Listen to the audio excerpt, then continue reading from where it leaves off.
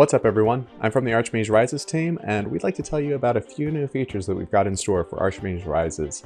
So, these are based around wealth management, so the idea being that you need to make sure that you have something to do with your money. If you build up a bunch of gold, but you have nothing to do with it, that's kind of a bummer, and that's very common in games.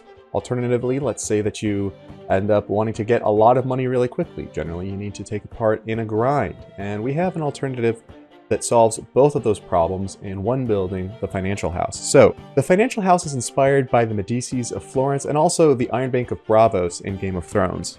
Let's go in and take a look around.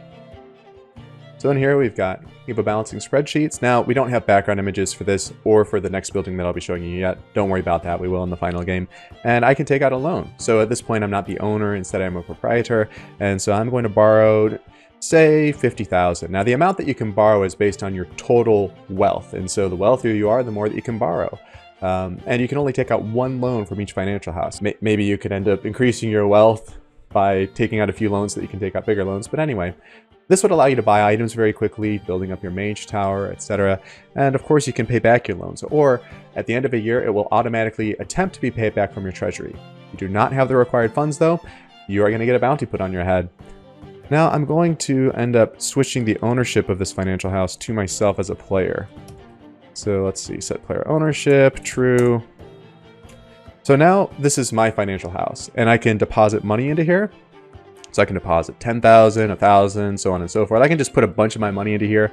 I can withdraw money from here.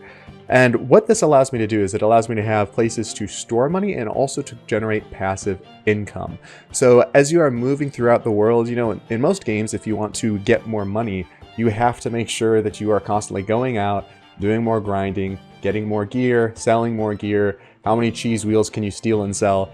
In this case, what you can do is that you can actually build a financial house or more than one financial house, and then you can end up depositing more funds into it so that it is able to end up giving out more loans, it generates interest, and you make money off of that interest. So it's a way to build up passive income and to be able to afford bigger mage towers, to be able to afford more goods, to just never worry about money. And there's actually a win condition where if you have at least 3 kings indebted to you for over 500,000 G, then you hit a win condition and you win Archmage Rises.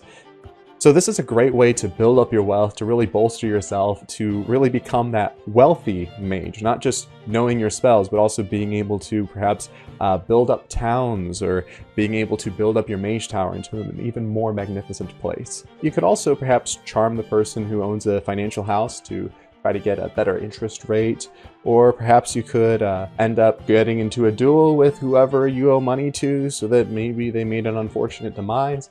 There are quite a few really cool paths that this can go, and we're really excited to see where you take that. Now, let's also talk about our animal trader. So generally, as you're going back and forth from a dungeon or from place to place, you're going to want to have plenty of inventory slots. And those are in high demand, by which I mean you do not have all that many inventory slots if you are really looking to go in and grab all of the loot that you can.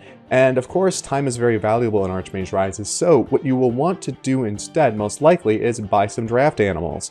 And so what this will allow you to do is it will allow you to have extra inventory slots to take along with you. Now, you don't want your draft animals to die, because that would be very sad, and you would lose whatever your pack animals are carrying, but this does allow you to end up building up more items. It allows you to have fewer trips. It allows you to increase your wealth. So that's what we've got for you today.